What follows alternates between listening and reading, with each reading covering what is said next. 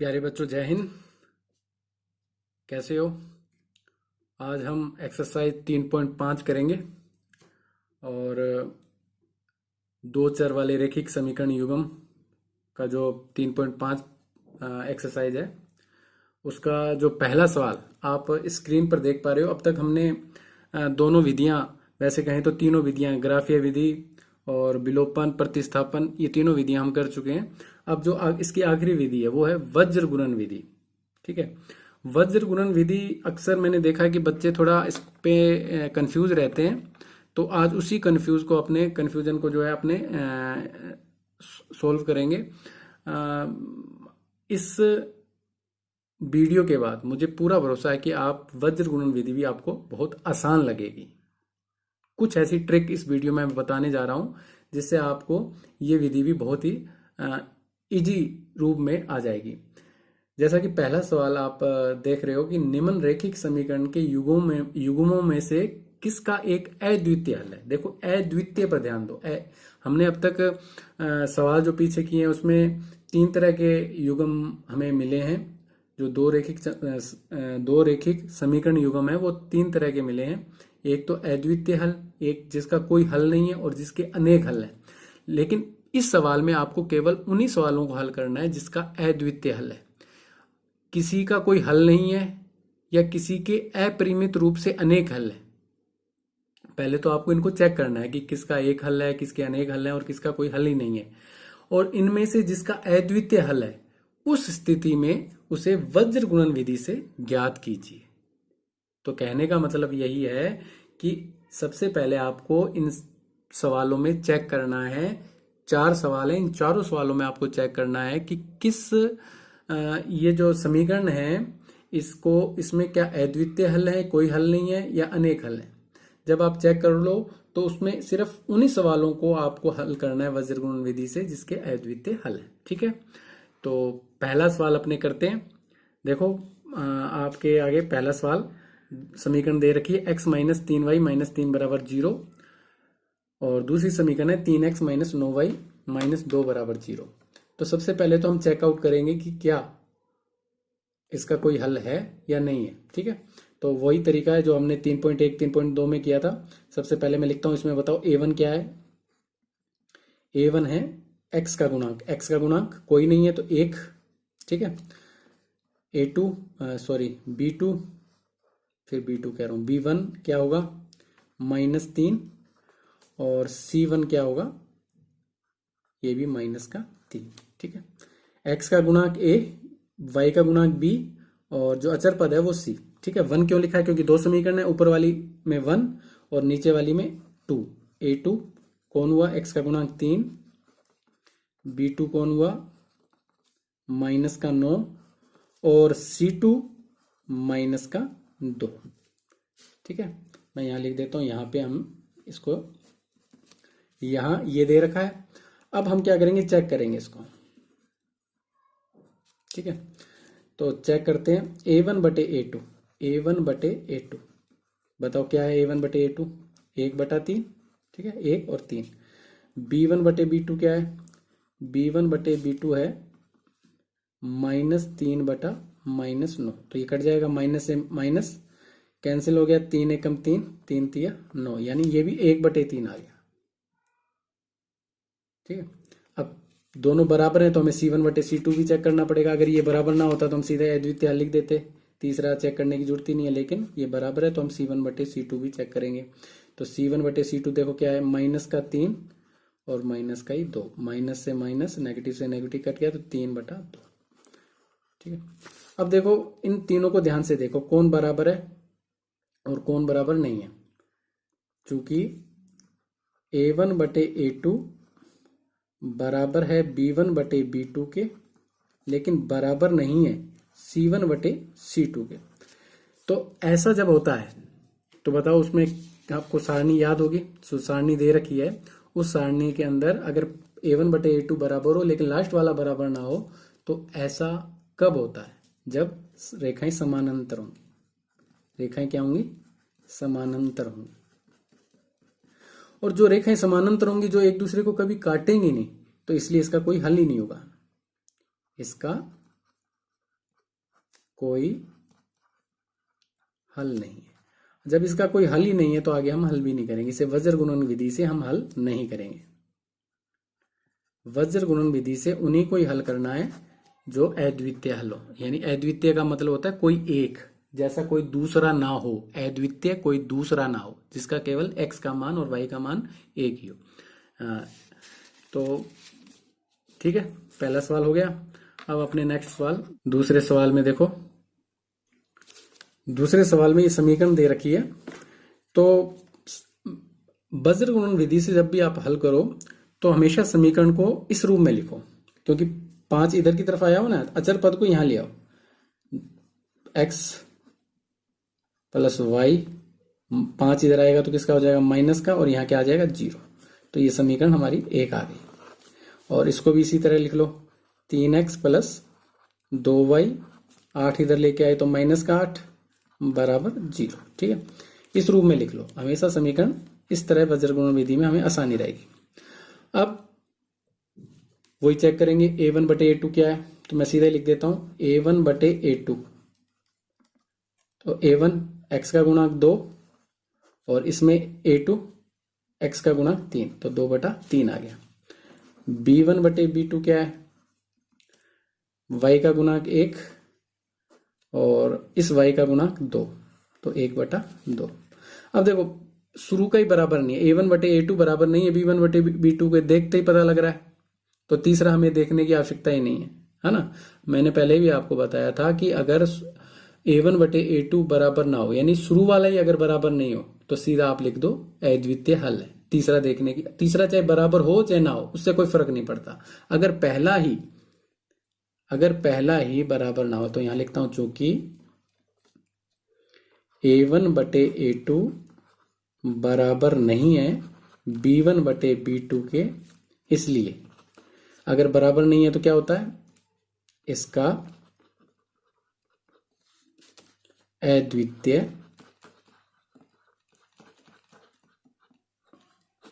हल है। यानी इसका कोई एक हल होगा, क्योंकि इसका जो ग्राफ बनेगा इस तरह बनेगा, प्रतिच्छेद करेंगी, प्रतिच्छेद एक जगह करेंगी, काटेंगी, तो इसका एक उत्तर होगा, तो इसका अद्वितीय हल। और जिसका अद्वितीय हल है, क्योंकि अद्वितीय हल होता है वो संगत होता है, और जो संगत है उसका कोई ना कोई उत्तर होगा, तो आपको इसे वज्र गुणन विधि से हल करना होगा। ठीक है, तो वज्र गुणन विधि से हल कर देते हैं। देखो आप ध्यान से देखो, बिल्कुल आसान है। आप इसका सूत्र है जो बच्चों को अक्सर जो मुश्किल लगता है, वो ये मैं आपको बताने जा रहा हूं। देखो सबसे पहले हम क्या लिख लेंगे, ये समीकरण है, ये 2 समीकरण दे रखी, इन्हें हमें वज्र गुणन विधि से हल करना है। ठीक है, तो सबसे पहले मैं लिख देता हूं, देखो वज्र गुणनखंड विधि।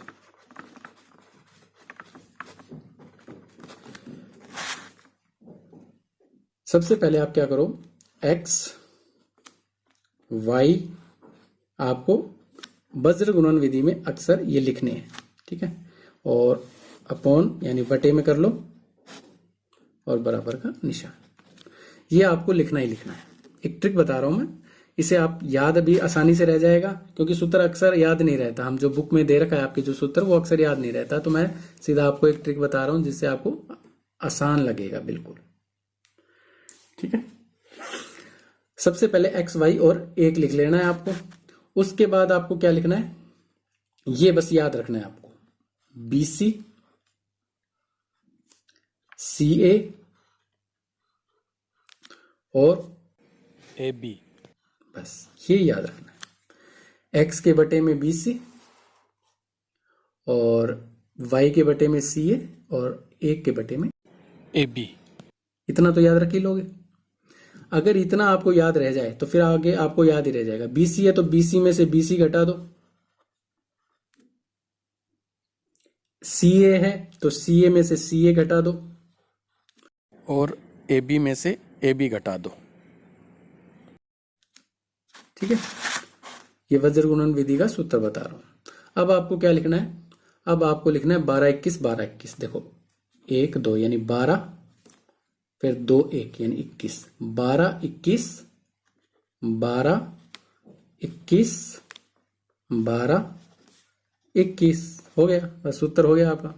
बस ये सूत्र आपको वज्र गुणन विधि में हर सवाल में आपको इस सूत्र की सहायता से वज्र गुणन विधि हल करने हैं।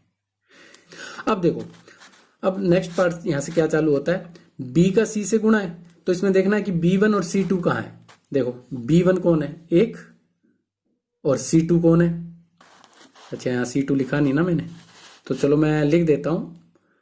अब देखो यहां मैं लिख देता हूं, ये भी लिखना अपने को जरूरी है, c1 बटे c2 लिखा नहीं ना, तो यहां लिख देता हूं मैं। देखो ध्यान से, a1 क्या है 2, b1 क्या है 1 और c1 क्या है -5, सॉरी, ठीक है। a2 क्या है, a2 है इसका गुणांक दूसरे पद का, पहले पद का तो लिख दिया 2 1 5 3 2 3 2 -8, सॉरी माइनस का 5 है क्योंकि 5 इधर आ गया ना, तो ये भी ध्यान रखना है। अगर प्लस का 5 ले लिया तो गलत हो जाएगा, क्योंकि ये जो c है वो इधर वाला माना जाएगा, ना कि बराबर के इस तरफ। अब a2 3, b2 2 और c2 -8, ये तो आपको पता ही है, हमने 3.1 और 3.2 में काफी कर रखे हैं ये सवाल। अब देखो b1 का c2 से गुणा है, b1 कौन है ये रहा और c2 ये रहा, तो b1 का c2 से गुणा, एक बार मैं करके दिखा देता हूं, x को वापस लिख लेंगे बटे में b1 c2, तो b1 क्या है b1 1 गुना c2 -8, तो मैंने -8 लिख लिया। फिर किसका निशान है यहाँ देखो सूत्र में माइनस, तो मैं माइनस लिख देता हूं। b2 का गुना c1 से, तो b2 देखो कहाँ है ये रहा और c1 ये रहा, यानी 2 × -5, तो 2 × -5 बराबर y बटे में c1 का गुना a2 से, तो c1 देखो ये रहा और a2 3, ठीक है, तो -5 × 3, तो -5 × 3, ये वाला माइनस जो सूत्र में है वो माइनस का निशान आएगा ही आएगा। उसके बाद है c2 का गुना a1 से, तो c2 -8 और a1 2, यानी -8 का गुना 2 से, तो माइनस का 8 कोष्टक में लिख दूंगा क्योंकि माइनस पहले से ही है, दो निशान एक साथ नहीं लिखते, × 2। अच्छा, अब ये वाला सूत्र लिख देंगे a1 × c2, a1 क्या है 2 और c2 8, bc ca और ac, ये गलत लिख दिया, ac तो यहाँ आ गया ना, ac ca या ac एक ही बात है, क्या नहीं आया, a के साथ c आ गया और ए बी नहीं आया, ए बी करना था, सॉरी यहाँ पे गलती हो गई, यहाँ ए बी है, ये ध्यान रखना, ठीक है। यहां आपको ए बी करना है, B C C A B. अब A1 B2 कैसे आएगा, A1 और B2 2 × 2, तो 2 × 2 माइनस A2 B1, A2 क्या है 3 और A1 B1 1, 3 × 1।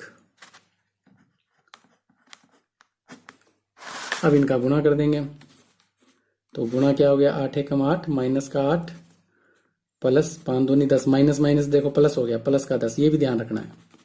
y बटे में 5 × 15 माइनस के 15, और ये देखो माइनस का बाहर है और माइनस का ही अंदर है, तो प्लस हो जाएगा, माइनस माइनस प्लस, 8 दूनी 16, तो प्लस के 16 बराबर 1 बटे 2 दूनी 4 और 3 एकम 3। अब इसको घटा दो, x बटा 8 में से 10 गए 2 बराबर y बटे में 15 में से 16 गए 1 प्लस के, और बराबर 4 में से 3 गया 1 बटा 1। यहां तक समझ में आया, ठीक है। अब क्या करेंगे, यहां तक होने के बाद इस x को अचर पद के बराबर लिखना है आपको, तो आपको उत्तर आ जाएंगे। जैसे x बटे 2 को पहले लिख लो 1 बटे 1 के बराबर, ठीक है। अब तिरछा गुणा किया, या इस 2 को इधर ले आओ या तिरछा गुणा कर लो।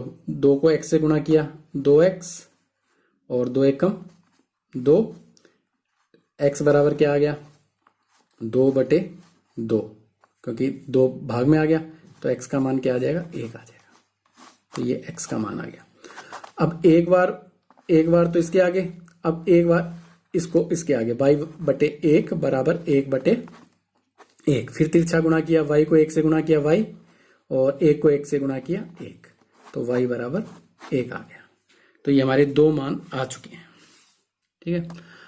तो ज्यादा कोई मुश्किल नहीं है, अगर आपको ये सूत्र याद है, और सूत्र का आपको ट्रिक मैंने बता दिया है कि सबसे पहले एक्स वाई 1 और सबके बटा लगा देना है, बीसी सीए और ए बी लिखना है। बीसी में से बीसी घटा दो, सीए में से सीए घटा दो और ए बी में से ए बी घटा दो। 12 21 12 21 लिखकर आप बहुत ही आसानी से सवाल हल कर सकते हैं। एक थोड़ी सी मिस्टेक कर दी है, वाई 1 बटे 1 है, जो अचर पद है वो 1 बटे 1 है, यहाँ 1 बटे 2 लिख दिया, तो इसको हमें 1 करना है, ठीक है। 1 करेंगे तो यहाँ तिरछा गुणा किया तो 1 के साथ गुणा करेंगे तो 1 आएगा, और इस 2 को 2 से गुणा करेंगे, यानी x को 1 से गुणा किया x आया, और 2 को 1 से किया x बराबर 2, तो x बराबर 2 उत्तर आएगा इसका, ठीक है। ये थोड़ा सही कर लेना, यहाँ थोड़ी मिस्टेक हो गई है, तो यहाँ लिख देता हूं मैं x बराबर 2, इसका x बराबर 2 आंसर आएगा, ठीक है। अगर आपको ये ट्रिक पसंद आई है तो लाइक शेयर और कमेंट जरूर करें। अब बढ़ते हैं हम तीसरे सवाल की ओर। सवाल number 3x minus 5y minus 20 बराबर 0 और 6x माइनस 10y माइनस 40 बराबर 0। तो सबसे पहले हम चेक कर लें इसे कि क्या ये इसका अद्वितीय हल है। अद्वितीय हल है तभी हम इसको वज्र गुणन विधि से करेंगे, ठीक है। तो सबसे पहले चेक कर लेते हैं। मैं यहाँ लिखता हूं a1 बटे a2, यहाँ a1 बटे a2 क्या है 3 बटे में 6, जिसका आ गया 3 एकम 3 3 दूनी 6, सरल हो गया, आगे कट गया। उसके बाद b1 बटे b2, तो b1 है -5 और b2 है माइनस का 10, ये भी माइनस से माइनस कैंसिल हो गया, 5 एकम 5 5 दूनी 10, यानी पहले दोनों बराबर हैं, तो इसका मतलब c1 बटे c2 भी हमें चेक करना पड़ेगा। c1 बटे c2 बराबर माइनस का 20 और यहाँ पे माइनस का 40, तो ये भी कट जाएगा, माइनस से माइनस कैंसिल हो गया, 20 एकम 20 20 दूना 40, यानी तीनों ही बराबर आ रहे हैं। तो यहाँ लिखता हूं चूंकि a1 बटे a2 बराबर b1 बटे b2 और बराबर c1 बटे c2, यानी तीनों ही हमारे बराबर हैं। अगर ऐसे तीनों ही बराबर हों तो क्या होता है, जब तीनों ही बराबर होते हैं तो उसके अनेक हल होते हैं, तो यहां लिखूंगा मैं इसलिए अनेक हल है। और अनेक हल हैं तो आपको वज्र गुणन विधि नहीं करना, क्योंकि पहले सवाल में स्पष्ट ही उसने लिख दिया है कि अद्वितीय हल को ही आपको वज्र गुणन विधि से हल करना है, ठीक है। तो हो गया, बिल्कुल ही आसान था, चेक करना था सिर्फ। अब चलते हैं अपने इसके चौथे और इस पहले सवाल के आखिरी सवाल में। तीसरे प्रश्न में भी हमें चेक करना पड़ेगा उसी तरीके से कि क्या ये अद्वितीय हल है। तो देखो a1 क्या है, a1 है 1, इस चौथे सवाल में a1 1 है, और b1 क्या है माइनस का 3 और c1 है माइनस का 7, ठीक है। अब इसमें दूसरी समीकरण में देखेंगे हम, a2 क्या है x का गुणांक 3, b2 क्या है माइनस का बराबर -3 और c2 क्या है -15। अब इसको फिर वापस हम चेक करेंगे A1 बटे A2 बराबर 1/3 और B1 बटे B2 क्या है, -3 बटे में भी -3। तो माइनस से माइनस कैंसिल हो गया, बराबर क्या आ गया 1। ये आगे हल नहीं होता। तो देखो A1 बटे A2 और B1 बटे B2 को देखने से पता लग रहा है कि ये दोनों बराबर नहीं है। तो यहाँ लिखूंगा मैं A1 बटे A2 बराबर नहीं है B1 बटे B2 के। अगर शुरू का ही बराबर ना हो तो तीसरा देखने की जरूरत नहीं है और सीधा हम लिख देंगे, इसलिए इसका अद्वितीय हल है। और अगर अद्वितीय हल है तो संगत है, और संगत है तो इसका हमें वज्र गुणन विधि से हल करना है। तो वज्र गुणन विधि से हल करने का जो आपको ट्रिक बताई है, सूत्र बताया है, सबसे पहले आपको क्या लिख लेना है, x y और यहां क्या लिख लेना है 1, सबके बटाई का निशान, ठीक है, बराबर का निशान। अब यहां क्या आएगा, BC CA और AB लिखना है। तो मैं लिख देता हूं यहां BC CA AB। BC में से BC घटाना है, CA में से CA घटाना है और AB में से AB घटाना है। इतना लिख लेने के बाद वही 12 21 12 21 12 और 21 लिख लेना है आपको।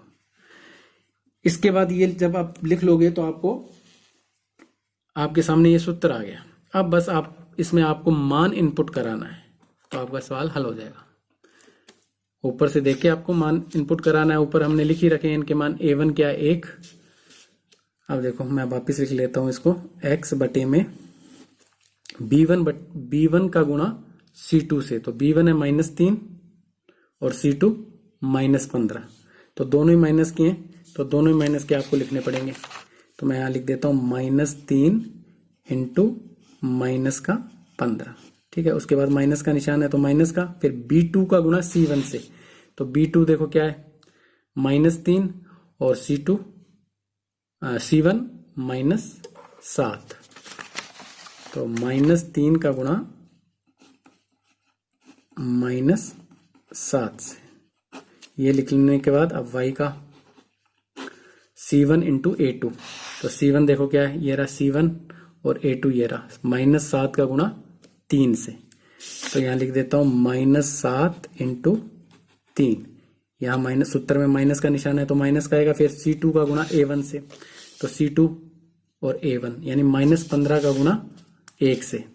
तो -15 को कोष्टक में लिख देता हूं क्योंकि दो निशान एक साथ नहीं आते, इंटू 1 बराबर 1 बटा, अब A1 इंटू B2। A1 देखना है हमें, ये रहा A1 और B2 ये रहा। तो 1 का गुणा -3 से। तो 1 इंटू -3, फिर ये माइनस का निशान। A2 इंटू B1, A2 का गुणा B1 से। तो A2 ये रहा और B1 ये रहा, यानी 3 का गुणा -3 से। तो 3 इंटू -3, ठीक है। इनको देखकर, ऊपर से इनके देख के मान इनपुट कराने हैं बस आपको, और उसके बाद जो प्लस माइनस का आपको ध्यान रखना है। तो यहां लिख देता हूं मैं x बटे में, देखो माइनस माइनस प्लस, 15 × 45, तो 45 किसके हो जाएंगे, प्लस के। ये भी देखो माइनस माइनस प्लस हो जाएगा, लेकिन फिर ये 3 बार माइनस है तो माइनस का आएगा, 3 × 7 = 21, तो माइनस के 21 आएंगे। ये भी ध्यान रखना है आपको, ठीक है। क्योंकि इसका इससे गुणा हुआ तो प्लस हो गया, प्लस का फिर माइनस से गुणा हुआ तो माइनस आ गया, बराबर y बटे में 7 या 21 माइनस के 21। ये देखो माइनस माइनस प्लस के 15 बराबर 1 बटे में प्लस माइनस, माइनस के 3 एकम 3 माइनस माइनस प्लस 3 × 3 = 9। अब जो घट रहे हैं घटा देंगे, जो जुड़ रहे हैं जोड़ देंगे। तो अलग अलग निशान है, घटेंगे। 45 में से 21 गए 24, 21 में से 15 घटा दो तो 21 बड़े हैं ना, तो 6 माइनस के 6 होंगे क्योंकि माइनस का बड़ा है, और 9 में से 3 गए प्लस के 6 क्योंकि प्लस का 9 बड़ा है। अब देखो वही पहले अचर पद के आगे लिखना है इसको, सी का जो गुणांक है इसके आगे लिखना है, यानी इसके आगे पहले इसका मान बराबर इनपुट कराना है, फिर इसका मान इसके बराबर कराना है। देखो कैसे, x बटे 24 बराबर 1/6 इसके बराबर। तिरछा गुणा किया, 6 को x से गुणा किया 6x, और 24 को 1 से गुणा किया 24 एकम 24, यानी इसका इससे गुणा इसका इससे गुणा, तो x बराबर क्या आ गया 24 बटे में 6। 24 में 6 का भाग दिया तो x की वैल्यू आ गई 4। 6 चौके 24 कट गया, 6 से 6 चौके 24 हो गया ना, कट गया, तो वैल्यू आ गई 4। इसी तरह y बटा -6 बराबर 1/6। अब 1/6 रखेंगे, फिर तिरछा गुणा 6y बराबर -6 एकम 6, और y ये 6 भाग में चला जाएगा तो -6 बटे में 6, और 6 में 6 का भाग दिया, प्लस माइनस माइनस तो माइनस का 1। तो x की वैल्यू और y की वैल्यू इस तरह हमने वज्र गुणन विधि से निकाल ली। ठीक है, तो इसी के साथ ये पहला सवाल हमारा पूरा हुआ। अब हम बढ़ते हैं दूसरे सवाल की ओर। क्वेश्चन नंबर 2 को आप ध्यान से देखो क्योंकि ये काफी महत्वपूर्ण सवाल है, अक्सर बोर्ड परीक्षा में ये प्रश्न पूछ लिए जाते हैं। ए और बी के किन मानों के लिए निम्न रैखिक समीकरणों के युग्म के अपरिमित रूप से अनेक हल होंगे। तो दूसरे का जो पहला है उसमें वो खुद कह रहा है कि इसके अनेक हल होंगे। ठीक है, यानी कह रहा है कि इस जो समीकरण दे रखी है, नीचे जो समीकरण दे रखी है 2x प्लस 3y बराबर 7, और दूसरी समीकरण है a minus B X plus A plus B Y बराबर 3a प्लस बी माइनस 2, ये दो समीकरण है। ठीक है, अगर इसके अपरिमित रूप से अनेक हल हैं तो वो ये पूछ रहा है a और b का मान क्या होगा, a की जगह क्या आएगा और b की जगह क्या आएगा, क्योंकि x का गुणक हमेशा अचर पद होता है जो a माइनस बी के रूप में है, और y का गुणक 1 प्लस बी के रूप में, और जो अचर पद है वो 3a प्लस बी माइनस 2 के रूप में। तो वो यही कह रहा है कि a और b का मान क्या होगा और अनेक हल है। तो करते हैं अपने इसको, पहले तो समीकरण को अपने संतुलित करके लिख लेते हैं। ठीक है, तो समीकरण को मैं संतुलित कर लेता हूं। जैसे मैंने आपको पहले बताया कि ये 7 इधर आएगा, 2x प्लस 3y माइनस का 7 हो जाएगा और यहाँ रह जाएगा 0। ये समीकरण आ गई 1।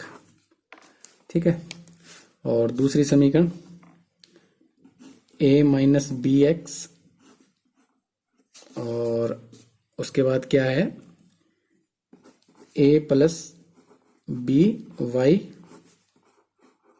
बराबर, अच्छा बराबर नहीं लेना मेरे को, 3a प्लस बी माइनस 2 को यहीं लिखना है। तो ये देखो ये किसका है, ये प्लस का है। ठीक है, इसको कोष्टक दूं तो ये किसका है, बाहर किस कोई निशान नहीं है तो प्लस का है, तो इधर मैं क्या लाऊंगा, ये माइनस का हो जाएगा। तो यहाँ माइनस का निशान लगा के मैं क्या लिख रहा हूं इसको, 3a प्लस बी माइनस 2 बराबर इधर क्या रह गया 0। तो ये समीकरण बन गई मेरी दूसरी। ठीक है, पहली समीकरण और दूसरी समीकरण मैंने, क्योंकि इधर सबके मान एक तरफ कर लिए। अब मुझे वही लिखना है कि a1 क्या है, a1 क्या है, b1 क्या है।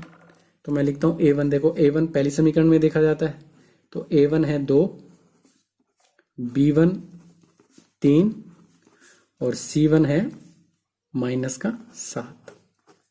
इसी तरह a2 है a माइनस बी, क्योंकि x का गुणांक a2 होता है। b2 है y का गुणा कौन है, a प्लस बी, और c2 क्या है माइनस का 3a प्लस बी माइनस 2। अब उसने खुद कहा है सवाल के अंदर कि इसके अपरिमित रूप से अनेक हल हैं, तो आपको चेक नहीं करना, उसने खुद ही दे दिया, उसने एक सवाल में खुद ही कह दिया कि ये क्या है, अपरिमित रूप से अनेक हल हैं। तो मैं यहां लिखता हूं प्रश्नानुसार, देखो प्रश्नानुसार उसने क्या दिया है, प्रश्नानुसार अपरिमित रूप से अनेक हल हैं।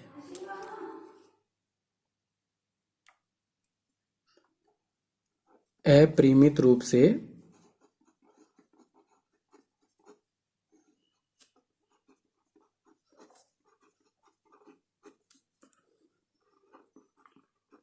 अनेक हल हैं। चूंकि उसने खुद दिए प्रश्न अनुसार, उसने खुद कहा है कि अपरिमित रूप से अनेक हल हैं। अगर अपरिमित रूप से अनेक हल हैं, इसलिए क्या होता है, a1 बटे a2 बराबर होता है b1 बटे b2 के, और बराबर होता है c, यानी तीनों ही बराबर होते हैं। अगर अपरिमित रूप से, अगर इस समीकरण के अनेक हल हैं तो इसको संतुष्ट करेगा। तो यहां लिख देता हूं a1 देखो क्या है, इसमें देखो a1 का मान इनपुट कराओ, 2 बटे में a2 क्या है, a माइनस बी। तो यहां लिख देता हूं मैं a माइनस बी बराबर b1 का मान क्या है, 3 बटे में b2 है a प्लस बी, तो a प्लस बी लिख दिया। c1 क्या है, माइनस का 7 बटे में, और c2 minus 3a plus b minus 2। तो ये मान इनपुट करा दिया, माइनस से माइनस कैंसिल हो जाएगा यहाँ पे, ठीक है। तो ये हमारे पास आ गया। अब इसे हमें हल करना है। हल किस तरह करना है कि एक बार आप जो मान है ना उसको, क्योंकि ये तीनों ही बराबर हैं तो मैंने इसके बराबर रखूंगा, फिर इसको इसके बराबर रखूंगा, ठीक है। उससे पहले तो हमने क्या करा था, उससे पहले जो सवाल थे उसमें तो हमें पता ही नहीं था कि भी अनेक हल है क्या हल है, उसके तो अद्वितीय हल थे। अद्वितीय हल में क्या होता है कि पहला ही बराबर नहीं होता, तो हम इन दोनों को मान बराबर नहीं रखते, हम क्या रखते हैं, इसके बराबर रखते हैं, जो इससे पहले हमने सवाल किए फर्स्ट क्वेश्चन में। लेकिन इसमें ये तीनों ही बराबर है, तीनों बराबर है तो इसको इसके बराबर और इसको इसके बराबर रखकर ए और बी के मान निकालेंगे हम, ठीक है। समीकरण बनाएंगे पहले ए और बी की, समीकरण बनेगी ए और बी की, तभी ए और बी के मान हम निकाल पाएंगे। समझ रहे हो ना बात। अब देखो मैं यहां लिखता हूं 2 बटे ए माइनस बी बराबर है किसके, 3 बटे ए प्लस बी के। तिरछा गुणा करूंगा इसको इससे और इसको इससे, तो पहले मैं करता हूं 2 से, 2 को ए से गुणा किया, क्या आ गया, 2a प्लस 2b बराबर 3 से गुणा किया, 3a माइनस 3b। अब पक्षांतर करूंगा,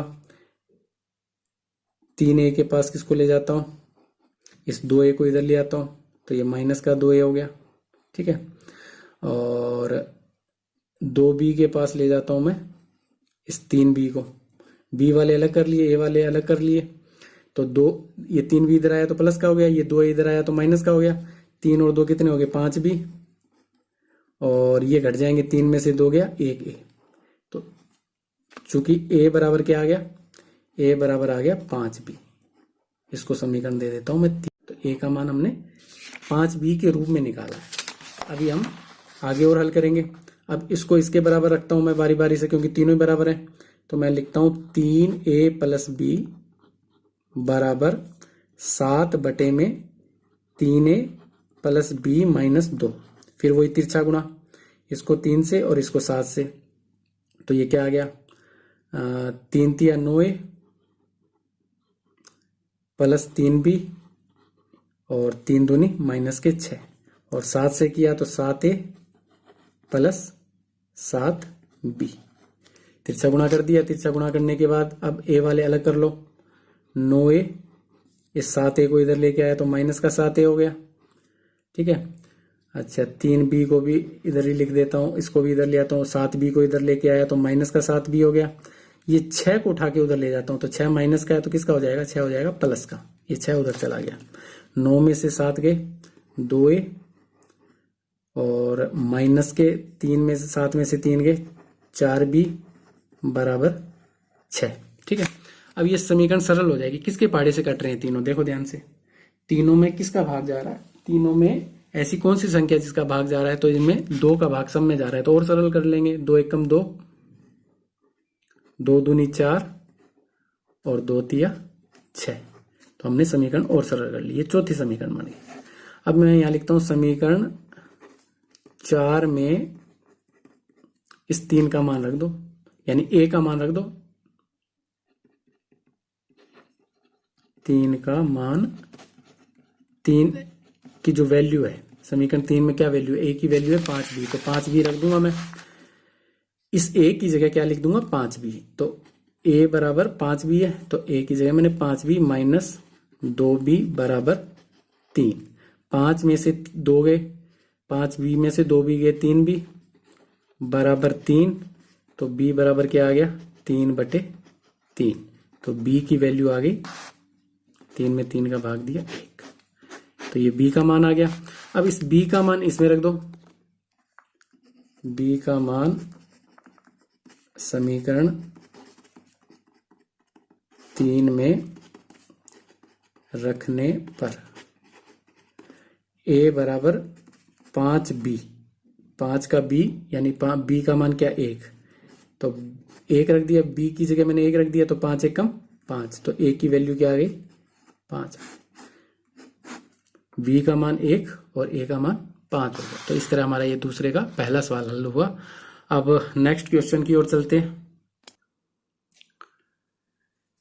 क्वेश्चन 2 का जो सेकंड पार्ट है उसमें देखो क्या दे रखा है, के किस मान के लिए निम्न रैखिक समीकरणों के युग्म का कोई हल नहीं है।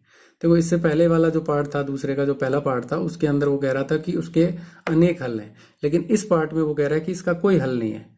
ठीक है ना, जिसका कोई हल नहीं होता तो वो लास्ट वाला हमें पता है बराबर नहीं होता, यानी पहला तो बराबर होता है a1/a2 बराबर होता है b1/b2 के, लेकिन c1/c2 बराबर नहीं होता।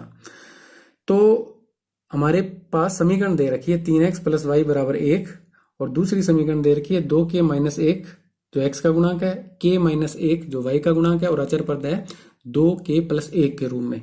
तो कह रहा है कि इसका अगर कोई हल नहीं है तो k की जगह क्या आएगा, k का जो वैल्यू होगी वो क्या होगी। तो सेम जो हमने पहले पार्ट में किया है, केवल उसी की तरह करना है। उसमें और इसमें अंतर इतना है कि उसके तो अनेक हल थे, इसका कोई भी हल नहीं है। ठीक है, तो पहले तो समीकरण को हम सही कर लेते हैं। देखो समीकरण दे रखी है, इसको पहले सही रूप में लिखो।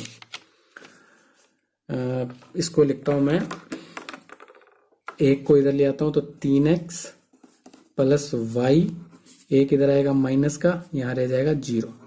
तो ये समीकरण हो गई हमारी 1। अब इसको भी इसी तरह लिखना है, 2k - 1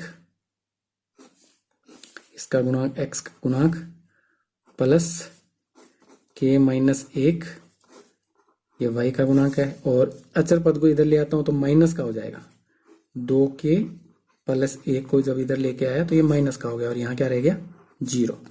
ये समीकरण बन गई 2, यानी इस पूरे को उठा के मैं इधर ले आया तो यहाँ 0 वैल्यू रह गई। तो अब ये हमारी दोनों समीकरणें संतुलित हो गई।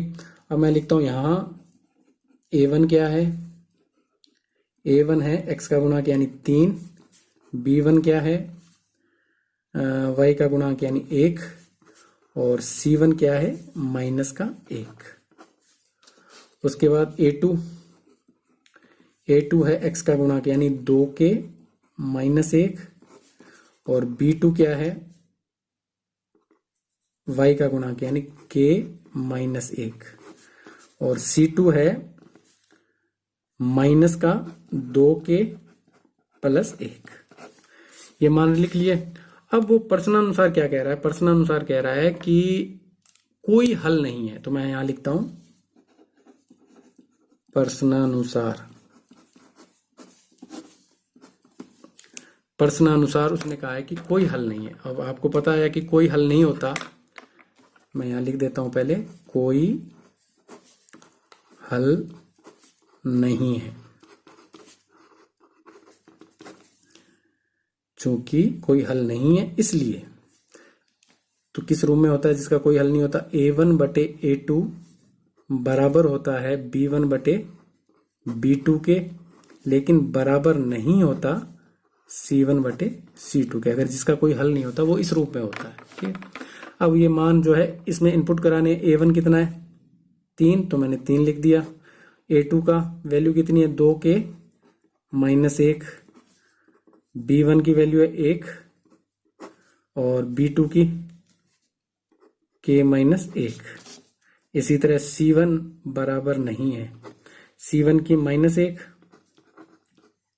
और c2 की वैल्यू है -2k + 1। माइनस से माइनस कैंसिल हो जाएगा। अब देखो ये तो बराबर है, लेकिन ये बराबर नहीं है। ये अगर बराबर नहीं है तो इसको हम नहीं करेंगे, हम क्या करेंगे, केवल ये समीकरण लेंगे, ठीक है ना। इसका आपको ध्यान रखना है। उससे पहले जो हमने सवाल किए थे उसमें तीनों ही बराबर थे। इसका जो फर्स्ट पार्ट था उसमें आपने देखा होगा कि पहले मैंने इसको इसके बराबर रखा और इसको इसके बराबर रखा, क्योंकि तीनों ही बराबर थे। और उससे पहले अगर चले हम सवाल में, नंबर 1 सवाल में, उसमें था अद्वितीय हल, कोई एक हल है, कोई एक हल है, तो ये कोई एक हल में ये पहला पार्ट बराबर ही नहीं होता, लास्ट वाला पार्ट बराबर होता है या नहीं होता, पहला पार्ट बराबर नहीं होता, तो हम क्या करते थे, इसको इसके बराबर और इसको भी इसके बराबर करते थे। तो ये ध्यान रखना है, ठीक है। जिसका कोई एक हल है उसको इसके बराबर, और यानी x के मान को इसके बराबर और y के मान को भी c के बराबर लिखना है। और जिसके अनेक हल हैं, तीनों ही बराबर हैं, तो इसको इसके बराबर, x को y के बराबर और y को c के बराबर लिखना है। और यहां जो दिया है कोई हल नहीं है तो इसको छोड़ देंगे, इन दोनों को हम बराबर रखेंगे। देखो किस तरह, जब 3/2 के -1 बराबर 1/k -1, तिरछा गुणा कर दो, इसको इससे और इसको इससे। तो k को 3 से किया 3k, 3 को 1 से किया 3 एकम 3 बराबर 1 को गुणा करते हैं किसी से तो वही की वही संख्या आ जाती है। k वाले अलग कर लो, 3k के पास क्या ले आएंगे, 2k, किसका हो जाएगा माइनस का, इधर आके 3 को -1 के पास ले जाएंगे तो 3 किसका हो जाएगा प्लस का, 3 में से 2 गए, 1k बचा, और यहाँ 3 में से 1 गया, 2 बच गया, तो k बराबर क्या आ गया 2। तो ये हमारा जो आज का क्वेश्चन नंबर 2 का जो सेकंड पार्ट था वो भी हल कर दिया। और जो आगे के सवाल है वो नेक्स्ट वीडियो में हम सॉल्व करेंगे। आशा है कि आपके जो आज मैंने वज्र गुणन विधि आपको जिस ट्रिक से समझाई है वो अच्छी तरह समझ में आ गई होगी। लेकिन फिर भी अगर आपको कोई कंफ्यूजन है, कुछ डाउट है, तो आप कमेंट बॉक्स में लिखकर पूछ सकते हैं। और नेक्स्ट वीडियो अगले पार्ट में, अपने जो सवाल है अगले पार्ट में करेंगे। तब तक के लिए आप शेयर, लाइक और सब्सक्राइब करते रहें और ज़्यादा से ज़्यादा इसको शेयर करें। तब तक के लिए बहुत बहुत धन्यवाद। जय हिंद।